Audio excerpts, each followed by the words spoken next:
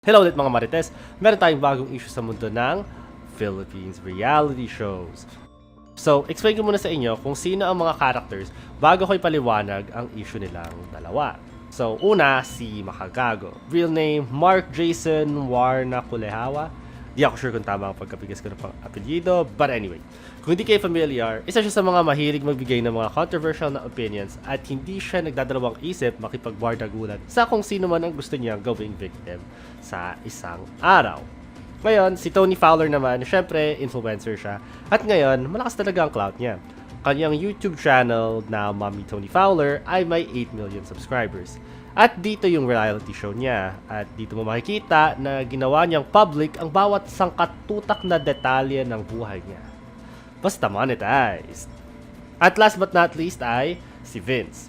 Sa love life ni Tony Fowler, medyo nahihirapan siya. Kasi kakahiwalay niya lang ni Rob Moya at meron silang isang anak na si Tyronia.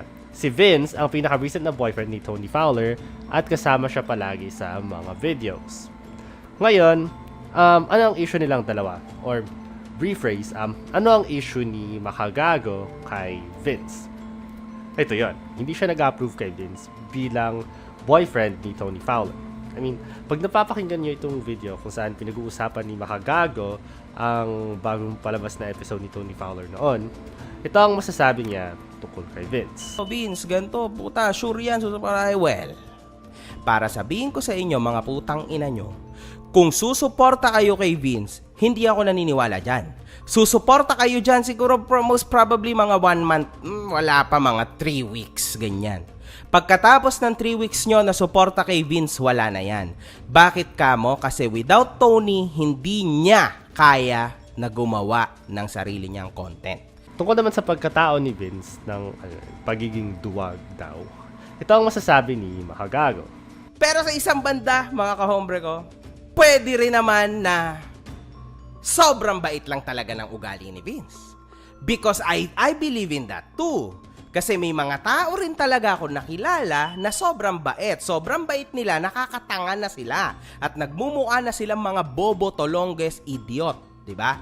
Tulad exactly ni Vince. Nagmumukha na siyang sunod-sunuran kay Tony. Nagmumukha na siyang mahinang klaseng tao and all that shit. Diba?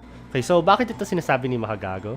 Sa palagay ko, ang iniisip niya, gusto ni Makagago, yung mas ka-level ni Tony Fowler pagdating sa kasikatan. O di kaya yung tao na sa palagay niya ay yung tunay na makakatulong kay Tony Fowler at hindi lang pabigat sa kanya. Hindi daw yun si Vince kasi, I mean, pag nakita mo yung follower count nila, hindi talaga sila magka-level ni Tony Fowler. Ngayon, hindi ko sinasabi na dahil kulang yung clout ni Vince, hindi na siya sapat para kay Tony or hindi na siya nararapat para kay Tony. Hindi ko sinasabi yun. Although, minsan, may mga tao na nagsususpect na dahil clout ang pinakamahalagang commodity sa kanilang mga, katulad nila ng mga influencers, syempre, malaki talaga ang consideration ng kanilang clout. But, I don't think that is 100% the case. O parang, yun ang pinakamalaking konsiderasyon. Pero masasabi ko na, onting consideration siya, pero hindi ganun kalaki. Kaya ako personally, medyo mahirap sabihin kung ano ba talaga ang nararapat para kay Tony Fowler o kay Vince at ang relasyon nilang dalawa ni Vince in general. Kasi may mga celebrities talaga na magkasama lang para sa clout, mga love teams, mga ganun. So may katotohanan doon. Pero kung tunay silang nagmamahalan, I mean, sino ba ako para gumawa ng comparison sa ng clout nilang dalawa sa social media? Nagmamahalan sila, yung yung cooperation nilang dalawa sa reality show ni Tony Fowler, lang yan side side detail lang yan. Hindi niya naman kailangan makisama kung ayaw niya.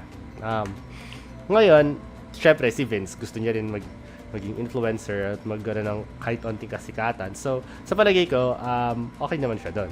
Doon naman sa parte ni Makagago at Vince, sa palagay ko, magiging kampante na lang si Vince.